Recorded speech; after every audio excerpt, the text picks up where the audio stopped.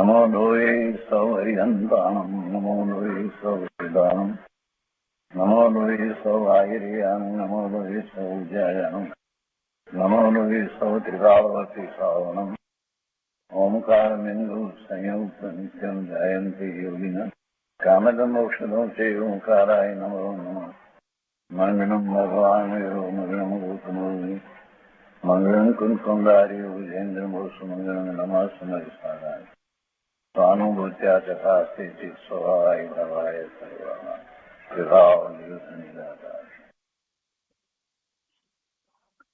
स्वानुभूति दर्शन પ્રશ્નમૂર્તિ પૂજ્ય બહેન શ્રી ચંપાબેનની સ્વાનુભૂતિ માર્ગ પ્રકાશક તત્વ ચર્ચા. તો સ્વાનુભૂતિ દર્શનનો આપણે સ્વાધ્યાય કરી રહ્યા છીએ, શરૂ કર્યો છે.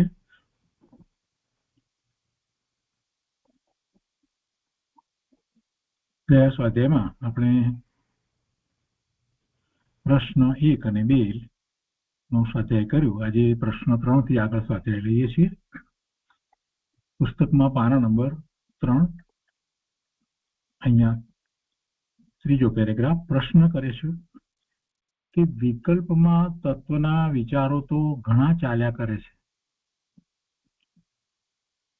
વિકલ્પમાં તત્વના વિચારો તો ઘણા ચાલ્યા કરે છે, પણ તત્વ નિર્ણય સુધી પહોંચાતું નથી.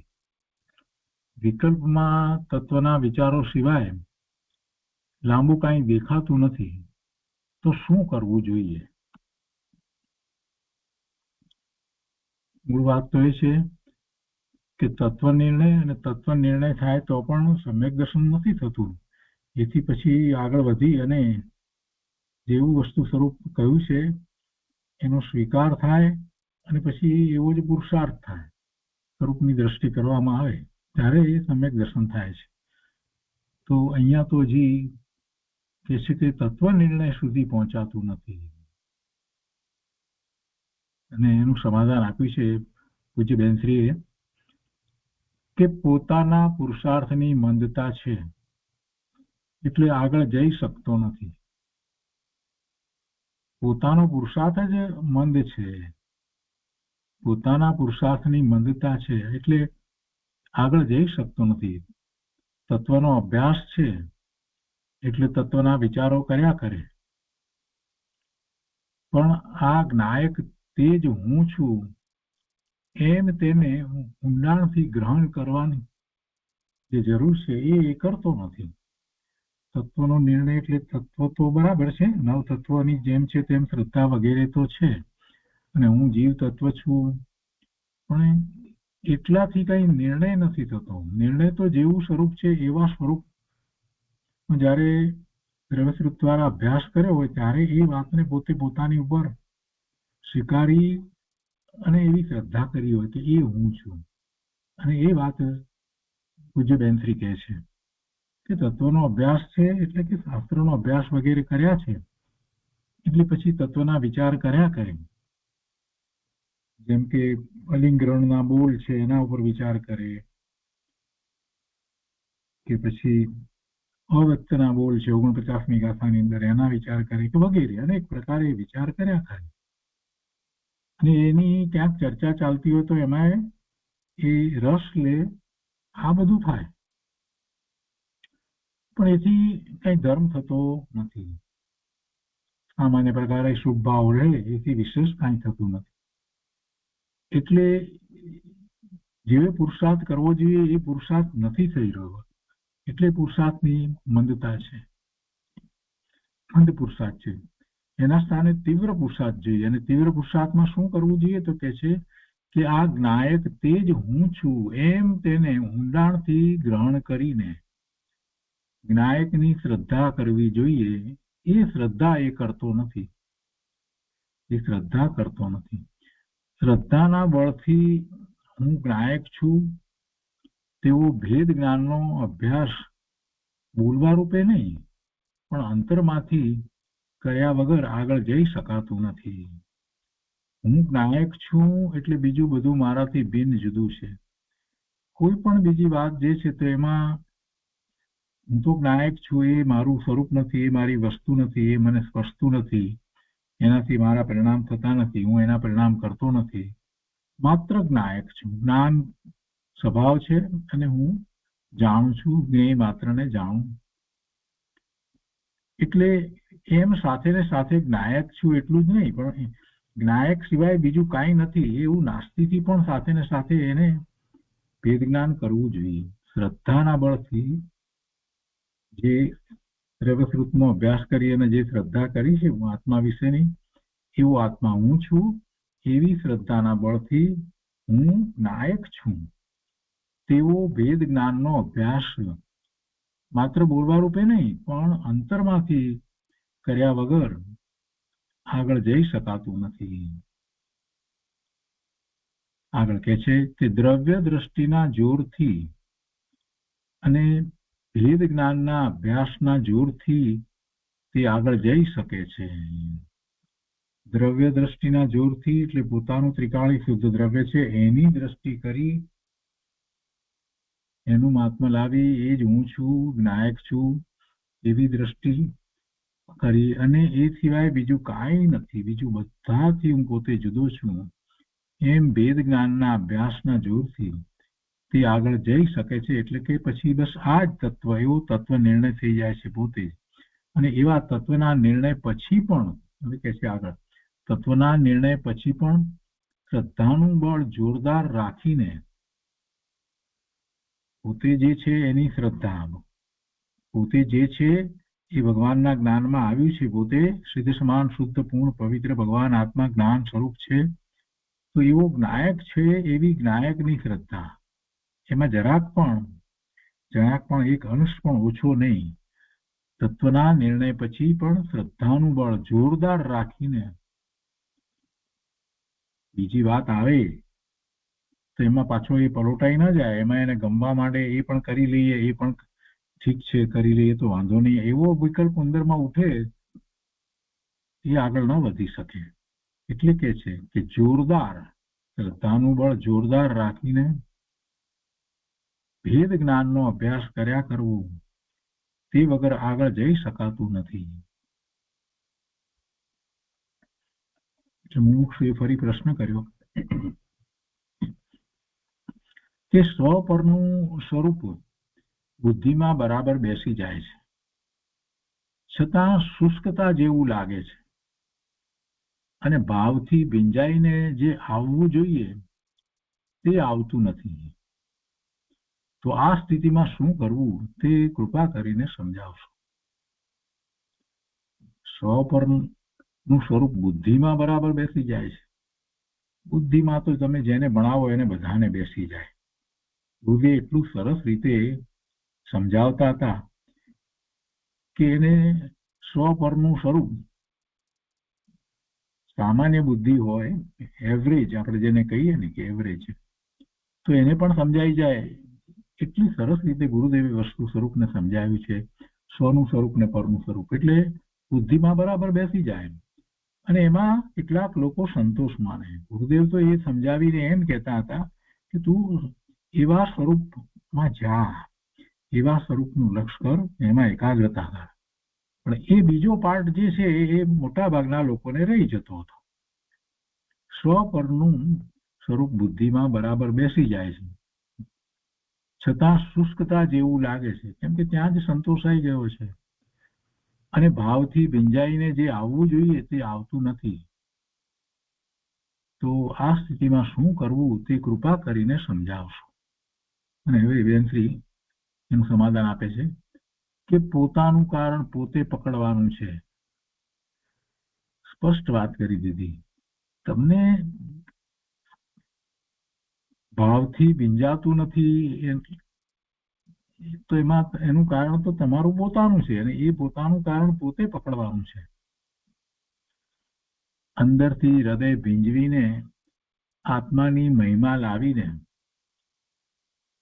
તત્વના નિર્ણયને દ્રઢ કરીને તેમજ તેનો પુરુષાર્થ કરીને પોતે જ આગળ જવાનું છે.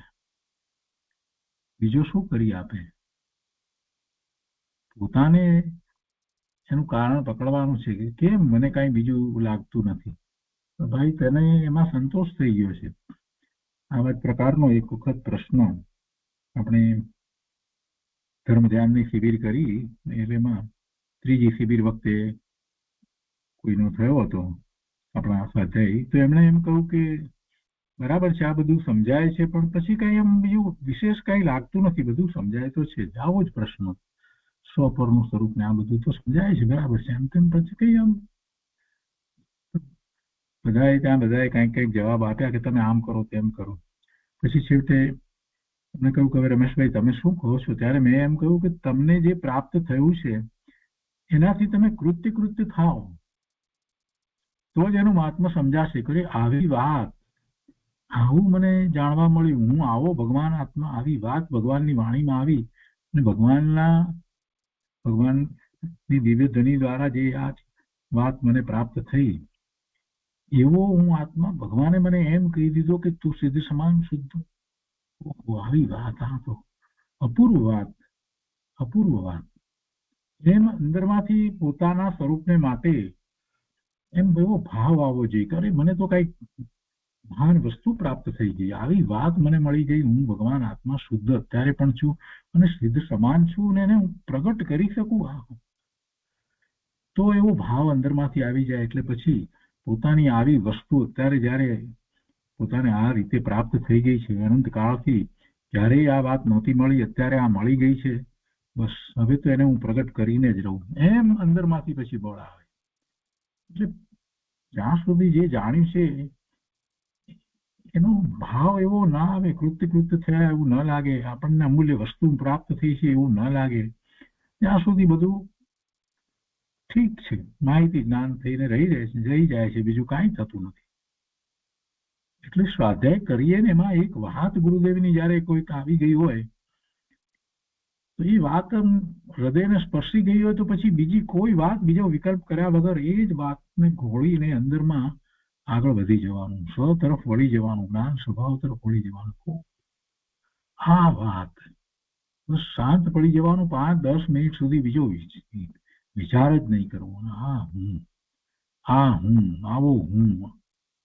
આવું મારું સ્વરૂપ. એવી અનેક પ્રકારે ગુરુદેવની વાતમાંથી આપણને કૃત્ય થઈએ એવું થઈ જાય છે. એમ એ હૃદયને સ્પર્શી જાય છે, એમ એ હૃદયને ભીંજવી દે છે. અને એ વાત અહીંયા જોઈએ છે ત્યારે બેનશ્રી માર્ગદર્શન આપે છે કે ભાઈ એ તો તારે પોતે પકડવાનું છે, પોતાનું કારણ પોતે પકડવાનું છે. કેમ કે બહાર બીજે રસ રહ્યો હોય અને આને એક અભ્યાસ તરીકે લેવામાં આવે, જે શાસ્ત્રીના કોર્સ વગેરે કરે છે તો એ બધો અભ્યાસ છે. અભ્યાસ જુદી વસ્તુ છે અને આત્માર્થે કરવું એ જુદી વસ્તુ છે. બે વાતમાં ઘણો ફેર છે. એટલે તો પંડિતો પૂજ્ય ગુરુદેવની સભામાં બેસતા હતા. પેન્સરી કહે છે કે પોતાનું કારણ પોતે પકડવાનું છે, અંદરથી હૃદય ભીંજવીને કૃત્ય થઈને આવી વાત, આવો હું આમ, એવો આત્માનો મહિમા લાવીને અને તત્વના નિર્ણયને દ્રઢ કરીને કે હા એમ જ છે, તેમજ તેનો પુરુષાર્થ કરીને એનું જે લક્ષ્ય કરીને એ જ હું છું, એ માટે પછી ત્યાં જ જોર લગાવી દેવાનું કરીને પોતે જ આગળ જવાનું છે. જે એકત્વ બુદ્ધિ થઈ રહી છે તેને તોડે જ છૂટકો. એકત્વ બુદ્ધિ શરીર વગેરે સાથે અથવા તો વર્તમાન પર્યાય સાથે એકત્વ બુદ્ધિ થઈ રહી છે ને, કે હું ડોક્ટર ને, હું એન્જિનિયર ને, હું પુરુષ ને, હું સ્ત્રી ને વગેરે જે કઈ છે તે એકત્વ બુદ્ધિ જે છે ને એ પર્યાય સાથેની એકત્વ બુદ્ધિ છે, એને તોડવાની છે, તોડે જ છૂટકો છે. બેનશ્રી કહે છે કે બંને સામું છે. બંને સામું છે. વાત તો બિલકુલ બરાબર છે. અહીં સ્વમાં એકત્વ બુદ્ધિ કરવાની છે અને પરથી છૂટું પડવાનું છે. સામે પર છે, આ જે કઈ છે વર્તમાન પર્યાય જે છે એ ક્યાં પોતાનું સ્વરૂપ છે.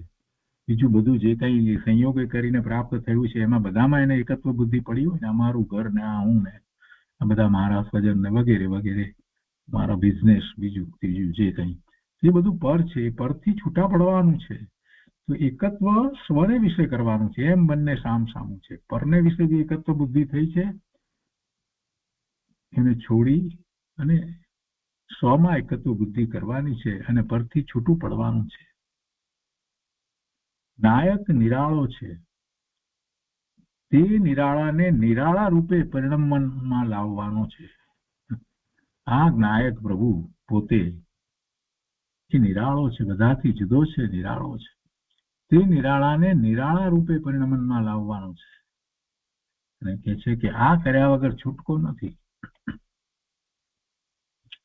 દ્રવ્ય ઉપરની દ્રષ્ટિના જોરપૂર્વક ભેદ જ્ઞાનનો અભ્યાસ કરવો. એમને આ હું નહીં, આ હું નહીં, એમ નહીં. એમ ભેદ જ્ઞાનનો અભ્યાસ નથી થતો. આનાથી હું જુદો, આનાથી જુદો, આનાથી જુદો, એમ નહીં. તો તું કોણ છો એ પહેલા નક્કી કરી, એ દ્રઢ કરી અને પછી ભેદ જ્ઞાનમાં આગળ વધાય. એક જગ્યાએ ખીલે બંધાઈ જવું પડે. એટલે કે હું તો ભગવાન આત્મા બસ સિદ્ધ સમાન શુદ્ધ સ્વરૂપ જ છું, હું તો જ્ઞાયક છું, જ્ઞાયક જ છું. અને એમ એ દ્રષ્ટિના જોરપૂર્વક, એ જ દ્રષ્ટિ હોય, એ જ શ્રદ્ધા, એના જોરપૂર્વક ભેદ જ્ઞાનનો અભ્યાસ કરવો. એને મુખ્ય રાખીને ભેદ જ્ઞાનનો અભ્યાસ કરવો.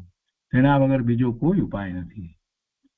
આમ અંતરમાં પોતે પોતાના હૃદયને ભીંજવીને પુરુષાર્થ કરવો, આ એક જ ઉપાય છે.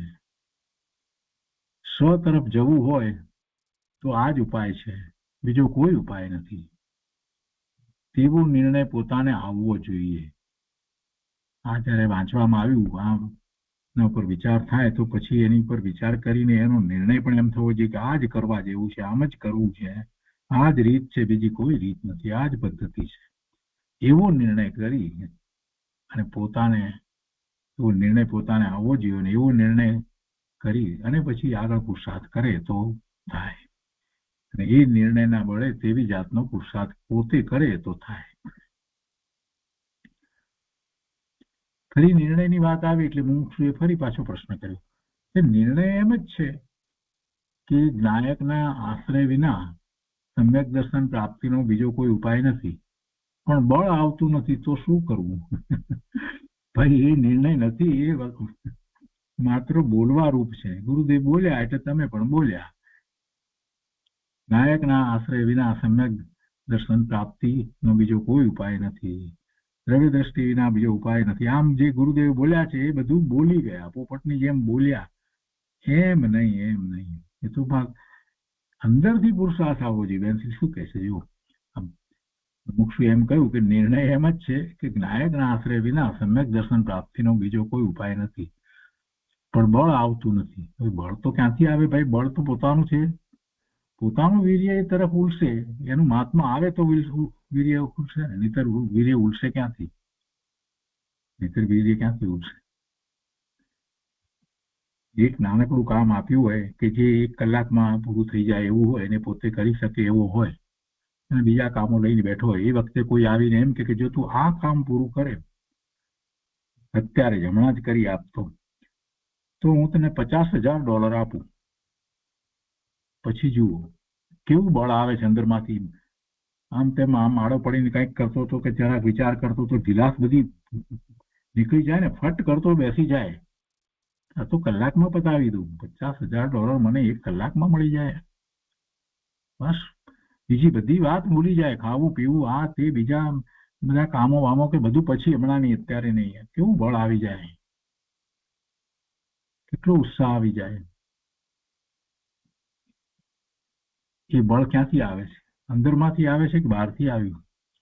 બળ તો અંદરમાંથી જ આવે છે, પણ એની સામેનો જે લાભ છે ને પોતાને, એનો ખ્યાલ છે એટલે બળ આવે છે.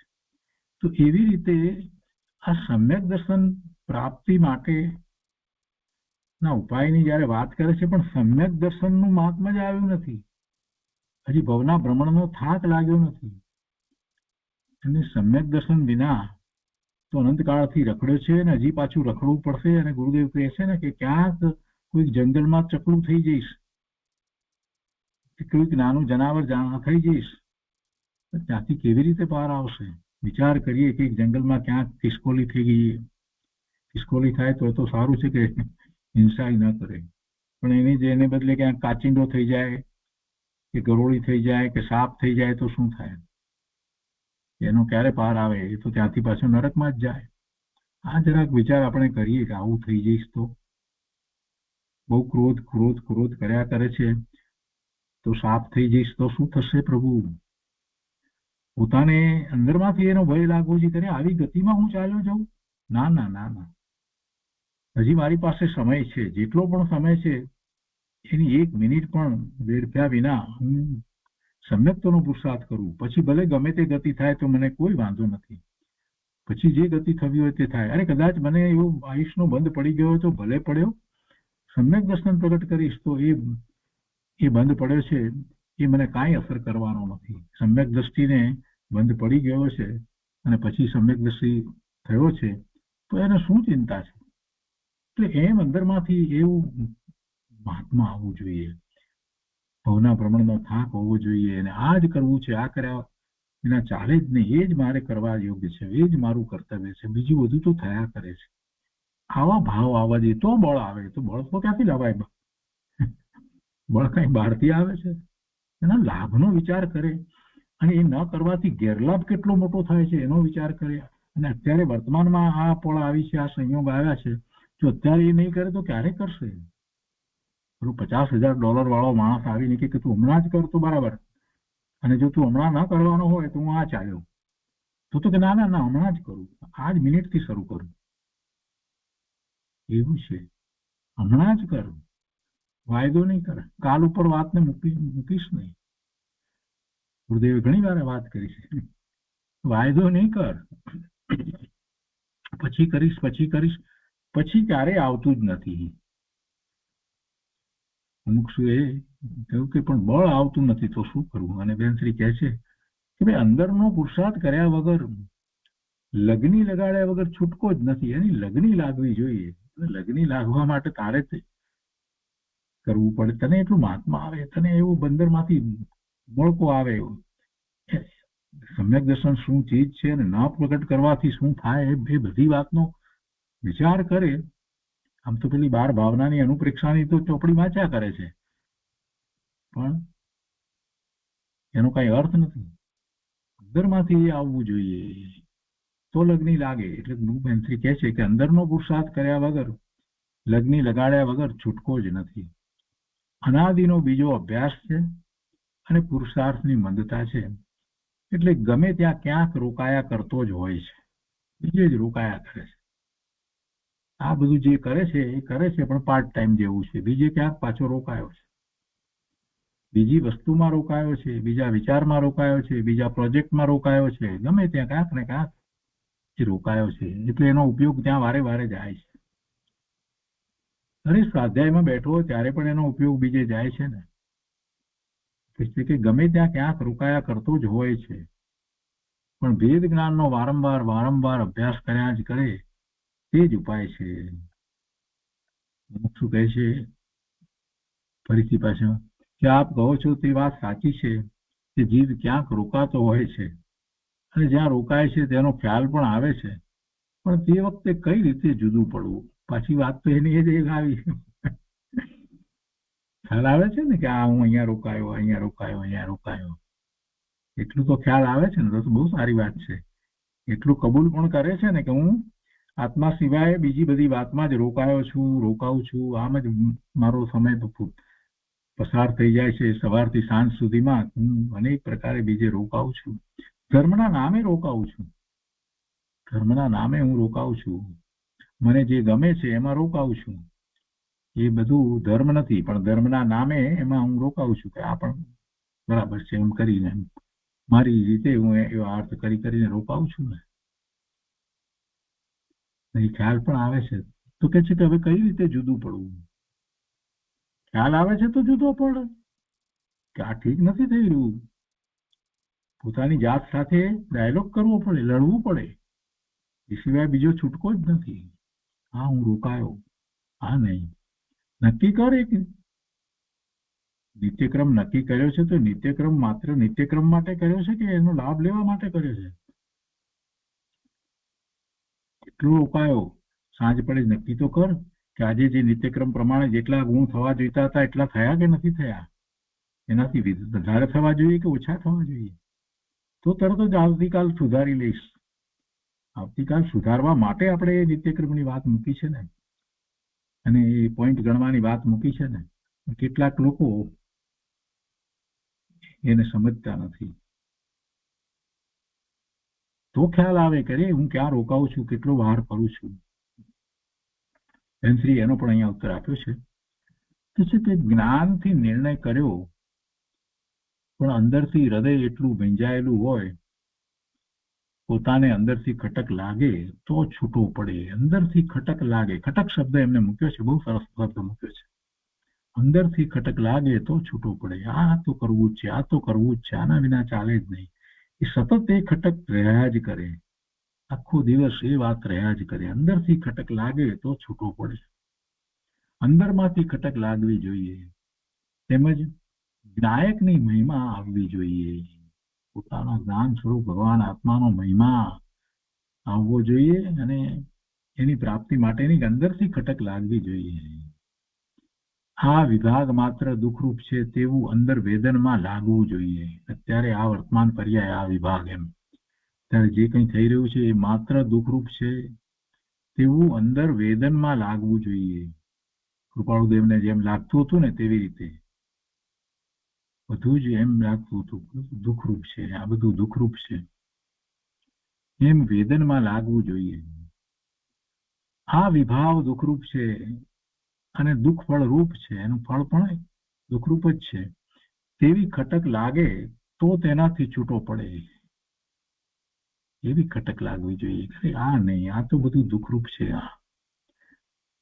આ તો આવા ભવના ભ્રમણ કરાવનારું છે. અને એમાં એવા રીતના ભવનો વિચાર કરવો કે આમાં જવાનું થશે તો શું થશે.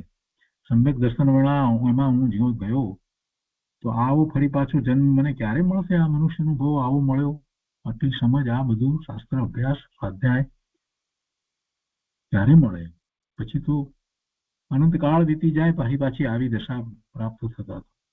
અને કોને ખબર 2000 સાગરોપમનો કાળ પૂરો થઈ જાય અને આ જીવ ઈતરની ગોદમાં ચાલ્યો નહીં જાય.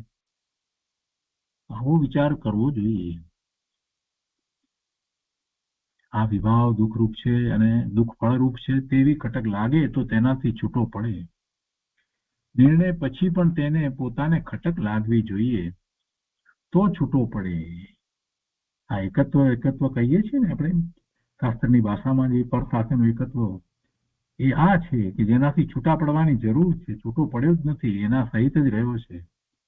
એકત્વ શબ્દ ના આવડતો હોય તો પણ એમ જ છે, એમાં જ, બહારમાં જ, બધે પરમાં જ એને ગમે છે એક અથવા બીજા પ્રકારે.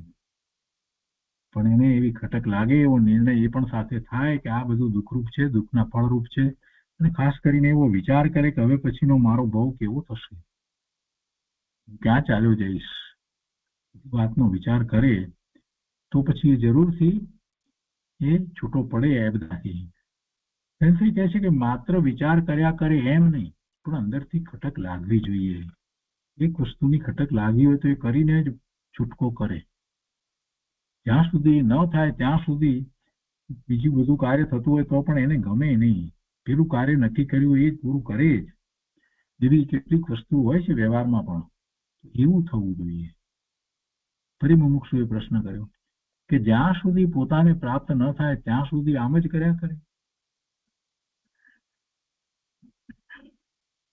આ બેનશ્રીએ ઉપાય બતાવ્યો પણ હજી એને પકડાતો નથી. સમજવાને બદલે પ્રશ્નો કર્યા કરે છે. એટલે કે જ્યાં સુધી પોતાને પ્રાપ્ત ન થાય ત્યાં સુધી આમ જ કર્યા કરે. બેનશ્રી બહુ સરસ જવાબ આપે છે. બેનશ્રી કહે છે કે પોતાને પ્રાપ્ત ન થાય ત્યાં સુધી દ્રવ્ય ઉપર દ્રષ્ટિ સ્થાપી પોતાની શ્રદ્ધા જોરદાર કરવાનો પ્રયત્ન કરવો અને ભેદ જ્ઞાન કરવું.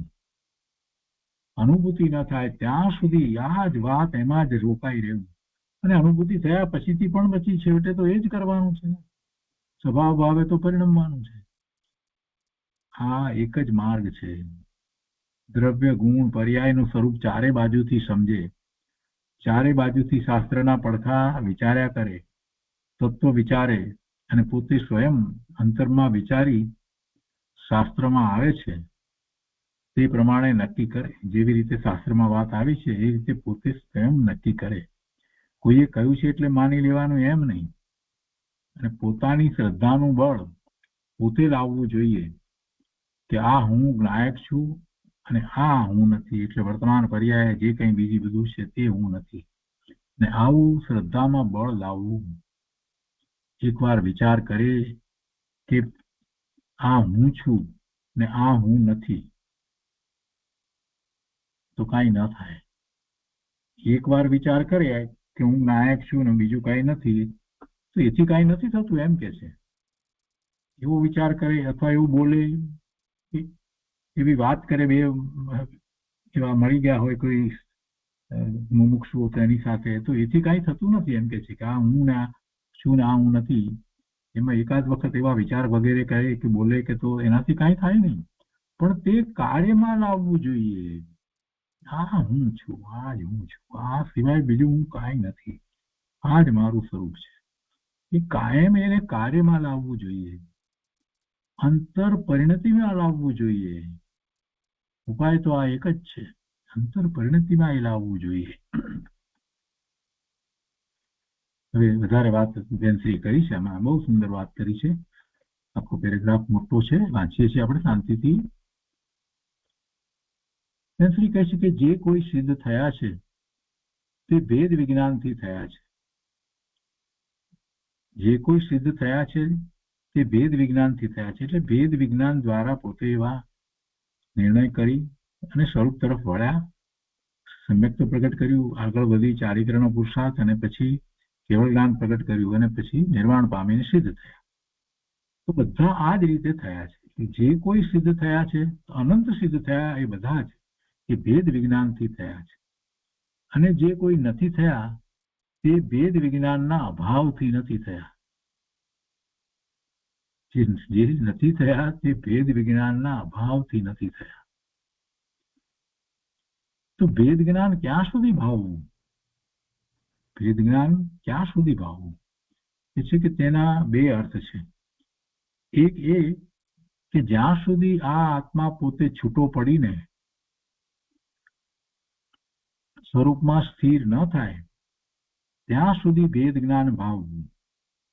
એક અર્થ આ છે, જ્યાં સુધી એ આત્મા પોતે છૂટો પડી અને સ્વરૂપમાં સ્થિર ન થાય ત્યાં સુધી ભેદ જ્ઞાન ભાવવું.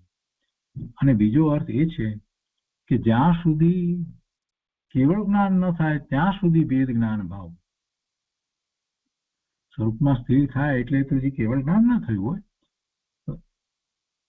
સાતમા ગુણ સ્થાન સુધી આવ્યો હોય, અથવા તો મુનિ દશા ન અંગીકાર કરીએ તો પાંચમા ગુણ સ્થાન સુધી આવ્યો હોય કે જેમાં સ્વરૂપમાં થોડી વધારે એકાગ્રતા થઈ હોય, પણ સ્થિરનો અર્થ તો એ જ થાય કે સાતમા ગુણ સ્થાને હોય ત્યાં સુધી.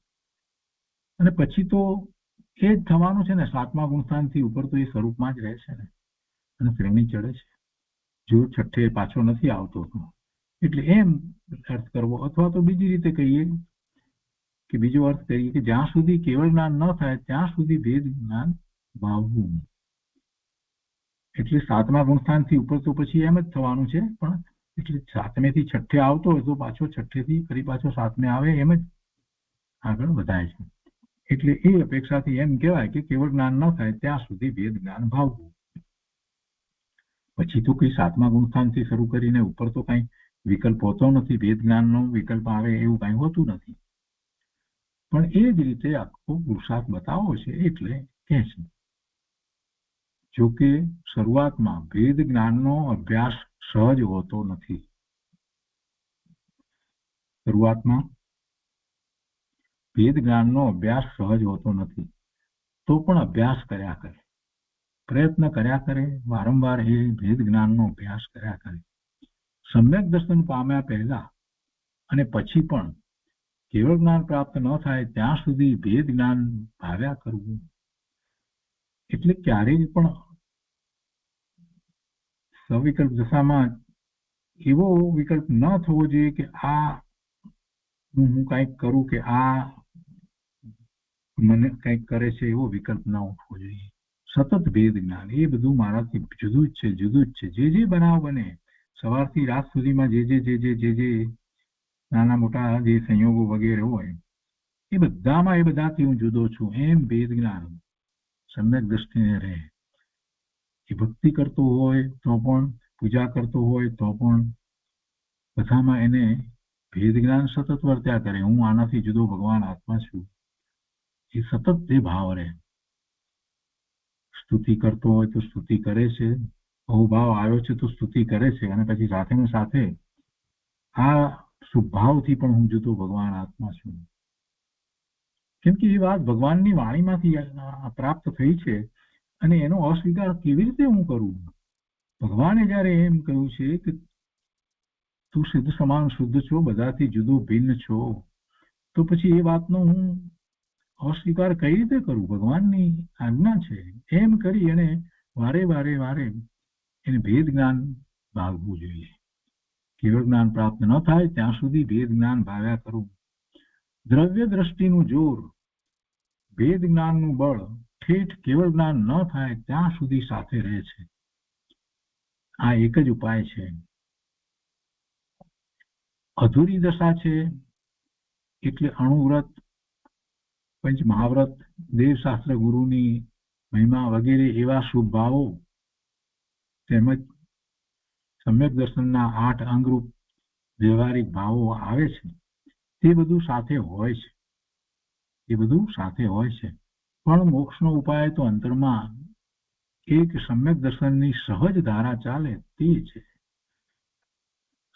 સહજ ધારા સમ્યક દર્શનની ચાલે. મોક્ષનો ઉપાય તો અંતરમાં એક સમ્યક દર્શનની સહજ ધારા ચાલે તે છે. સમ્યક દ્રષ્ટિને સહજ જ્ઞાતા ધારા ચાલે છે, અને તે સહજ પુરુષાર્થથી ચાલે છે. અનુભૂતિ થઈ છે એટલે એને એવી જ્ઞાતા ધારા એ સહજ ચાલે છે, અને તે સહજ પુરુષાર્થથી ચાલે છે. તેણે સહજ માર્ગ જાણી લીધો છે. અનુભવ પહેલા જિજ્ઞાસુને પણ અભ્યાસ તો એક જ કરવાનો છે. જે માર્ગ છે તે માર્ગનો જ અભ્યાસ કરવાનો છે. અભ્યાસ ન થાય તો વારંવાર પુરુષાર્થ કરવો, પણ માર્ગ તો એક જ છે. એ માર્ગને છોડવો નહીં, વિચલિત ન થવું. ભેદ વિજ્ઞાન ક્યાં સુધી ભાવવું કે આત્મા આત્મામાં ઠરી ન જાય ત્યાં સુધી ધારાવાહી ભાવવું. જો ધારાવાહી શબ્દ મૂક્યો છે, એક ધારામાં ભેદ જ્ઞાન ભાવવું. મૌન પોતે રહ્યો છે, પણ અંદરમાં વિકલ્પ જે ચાલે છે તે વિકલ્પમાં એ જ વાત હોય. ઠીક છે, આ બધી વાત કંઈક સાંભળ્યું છે, સમાચાર મળ્યા છે, બીજું બધું છે, બીજાઓએ આવીને વાત કરી છે, કુટુંબીજનોએ કંઈક વાત કરી છે, તેના વિચાર અંદરમાં ચાલે તો એ વખતે પણ અરે આ બધું ક્ષણિક, એ બધાથી જુદો હું ભગવાન આત્મા, અને એ બધાથી જે આ સ્વજનો વગેરે છે એ પણ ખરેખર તો એનાથી જુદા જ ભગવાન આત્મા છે. એમ સતત ભેદ જ્ઞાન ચાલ્યા જ કરે. દરેક વસ્તુમાં ભેદ જ્ઞાન ચાલ્યા કરે. આ પ્રસંગ આવ્યો, આવો પ્રસંગ એના કારણે આવ્યો, આવા સ્વજનો મળ્યા તો એ આ ભવની સગાઈ છે. બધા ભગવાન આત્મા છે. નાના હોય કે મોટા હોય, એ બધું ઉંમરની વાત તો આ ભવમાં આવ્યા ત્યારની છે. છેવટે તો બધા ભગવાન આત્મા છે, અને કોઈ કોઈનું કાંઈ કરતું નથી. બધા પોતપોતાના જે પુણ્ય અને પાપના ઉદયો જે છે એને એ જો ધર્મની બુદ્ધિ છે તો એનાથી અલિપ્ત રહીને ભોગવે છે, અને ધર્મની બુદ્ધિ નથી તો એમાં ખૂબ રત થઈ અને ભોગવે છે. મને એ વાતનો ખ્યાલ હવે આવ્યો છે કે આ બધા ઉદયો છે, મારા પણ આ ઉદયો છે. એ બધા ઉદયો પૂર્વે કરેલા ભાવને કારણે છે, પણ એ મારું સ્વરૂપ નથી. એ કર્મ પણ મારું સ્વરૂપ નથી, કર્મના ઉદયો પણ મારું સ્વરૂપ નથી. એમ દરેક વસ્તુમાં ભેદ જ્ઞાન કરે, મારાથી બધું જુદું, હું તો ભગવાન આત્મા સિદ્ધ સમાન શુદ્ધ છું, અને એ વાતમાં મને કાંઈ સંશય નથી. એ વાતમાં જો હું સંશય કરું તો જીનેશ્વર ભગવાનને હું માનતો નથી. આ તો જીનેશ્વર ભગવાને કહેલી વાત છે, મારા માટે કહેલી વાત છે. આમ ભેદ જ્ઞાન અનેક રીતે એ જીવ કરી શકે છે. ભેદ જ્ઞાન ક્યાં સુધી ભાવવું કે આત્મા આત્મામાં ઠરી ન જાય ત્યાં સુધી ધારાવાહી ભાવવું, એમ સમયસારમાં આવે છે. તો એ રીતે આ ત્રીજા પ્રશ્નનો અને એની સાથે એમાં રહેલા પેટા પ્રશ્નો ખૂબ સરસ રીતે પૂજ્યબેનશ્રીએ ઉત્તર આપ્યો. એ પછીથી પ્રશ્ન છે, ચોથો પ્રશ્ન છે, જીવ બહારનું કામ ગમે તેવું દુષ્કર હોય તો પણ કરવાની તૈયારી બતાવે છે, પરંતુ અહીં પૂજ્ય ગુરુદેવ અને આપ ઘણું બતાવો છો પણ કરતો નથી.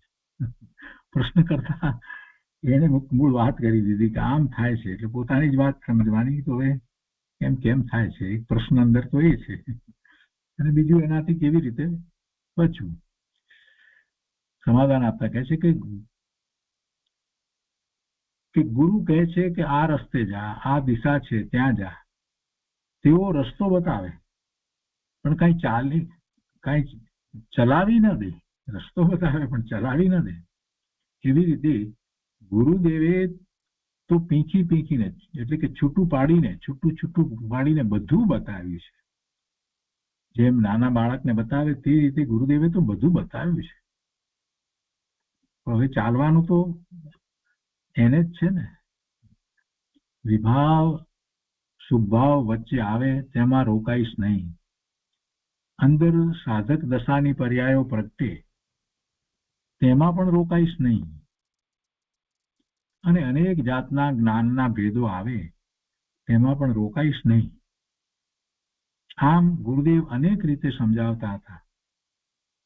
એક શાશ્વત દ્રવ્યને ગ્રહણ કરીને તે રસ્તે જવાથી તને શુદ્ધતાની પર્યાય પ્રગટ થશે, એમ કહી અને પૂજ્ય ગુરુદેવ માર્ગ દેખાડતા હતા. શું કહીને માર્ગ બતાવતા હતા? કે એક શાશ્વત દ્રવ્યને ગ્રહણ કરીને પોતાનું દ્રવ્ય એવા શાશ્વત દ્રવ્યને ગ્રહણ કરીને તે રસ્તે જવાથી તને શુદ્ધતાની પર્યાય પ્રગટ થશે, એમ કહી અને પૂજ્ય ગુરુદેવ માર્ગ દેખાડતા હતા. એકલા જ્ઞાયક દ્રવ્યને પકડજે તો તને જ્ઞાયક ભગવાનમાં જે ભર્યું છે તે બધું મળશે. તેમાં બધી નિધિ ભરી છે તે મળશે. એમ પીંખીને બતાવતા હતા, છૂટું કરીને બતાવતા હતા. ગુરુદેવ તો બધું બતાવતા હતા. 45 વર્ષ સુધી ગુરુદેવે તો મોક્ષ માર્ગની જ વાત કરી છે ને, એના ઉપાયની જ વાત કરી છે, એના પુરુષાર્થની જ વાત કરી છે. અને એ માટે તો બધા શાસ્ત્રોમાંથી વાતને સમજાવી છે. પણ ગુરુદેવે તો સમજાવ્યું, પણ ચાલવાનું પોતાને છે. ગુરુદેવે બધું બતાવી દીધું, પણ ચાલે કોણ? ગુરુ રસ્તો બતાવે, પણ શિષ્ય પછી એ રસ્તે ચાલવું પડે ને. અરે મોઢામાં કોળીઓ મૂકે પણ પોતાની જીભ ચલાવી ગળે ઉતારવાનું તો પોતાને રહે છે ને. અર્થાત પોતાને પુરુષાર્થ કરવાનો રહે છે. આગળ કહે છે કે આવું દેખાડનાર આ પંચમ કાળમાં કોણ મળે? ગુરુદેવે જે બતાવ્યું એવું બતાવનાર પંચમ કાળમાં કોણ મળે? દુનિયામાં બધા જીવો ક્યાંક ને ક્યાંક અટકેલા હોય છે. કોઈક આટલું વાંચે અને ભક્તિ ત્યાગ ક્રિયા કરે એટલે ધર્મ થઈ ગયો. વળી કોઈક ધ્યાન કરે અને અજવાળા દેખાય ને, પેલો પ્રકાશ દેખાય, આમ દેખાય, એવી રીતે બધા કેટલાક હોય છે ને. એવા કોઈ ધ્યાન હોતા નથી આત્મ ધ્યાનમાં. પ્રકાશ એ તો પૂતગળની પર્યાય છે. એ પ્રકાશની આપણે વાત કરતા નથી. પ્રકાશ શબ્દનો પ્રયોગ આપણે એ રીતે કરી છે, જ્ઞાન પ્રકાશ એમ કહીએ છીએ. એટલે કે આ અજવાળું દેખાય એવી વાત નથી હોતી. કહે છે કે વળી કોઈ ધ્યાન કરે અને અજવાળા દેખાય કે ભગવાન દેખાય. કેટલાકને પાસે ભગવાન દેખાય ધ્યાનમાં. તમને તો ભગવાન દેખાય, અનુભૂતિ થઈ ભગવાનની, સાક્ષાત ભગવાનના દર્શન થયા, એવી બધી વાતો કરી. હવે એ બધી કલ્પના હોય, બીજું કઈ હોતું નથી. ભગવાન દેખાય કે જે આ બધું આમ કરે એટલે ધર્મ થઈ ગયો એમ માને છે. આમ ક્યાંક ભ્રમણામાં ભૂલા પડ્યા છે. ક્યાંક ને ક્યાંક ભ્રમણામાં ભૂલા પડ્યા છે. આ રીતે એમાંથી એને સમજી અને સ્વ તરફ વળવાનું છે. ગુરુદેવે બધું સમજાવ્યું છે. એટલે કોઈ મુમુક્ષુને ભ્રમણા થવાનો અવકાશ નથી. જે રીતે ગુરુદેવે સમજાવ્યું છે એ રીતે કોઈ મુમુક્ષુ એને સમજે, સ્વીકારે, આત્મસાત કરે તો ભ્રમણા થવાનો કોઈ અવકાશ નથી. કેમ કે ગુરુદેવે શાસ્ત્ર, યુક્તિ અને અનુભવ પૂર્વક જણાવ્યું છે, એમને એમ નથી જણાવ્યું. એટલે કોઈ ભ્રમણા થવાનો અવકાશ રહેતો નથી. માત્ર ચાલવાનું જ બાકી છે. એટલું બધું ગુરુદેવે બતાવ્યું છે. બધા ઉપરથી દ્રષ્ટિ ઉઠાવી એક ચૈતન્ય ઉપર દ્રષ્ટિ કર. વારંવાર ગુરુદેવે આ વાત કરી છે કે બધા ઉપરથી પર તરફથી દ્રષ્ટિને ખસેડી અને એક ચૈતન્ય ઉપર દ્રષ્ટિ કર. ભેદ જ્ઞાન પ્રગટ કર, સહાનુભૂતિ પ્રગટ કરી તેમાં જ તૃપ્તિ પામ, તો તેમાંથી જ આનંદનો સાગર ઉછળશે.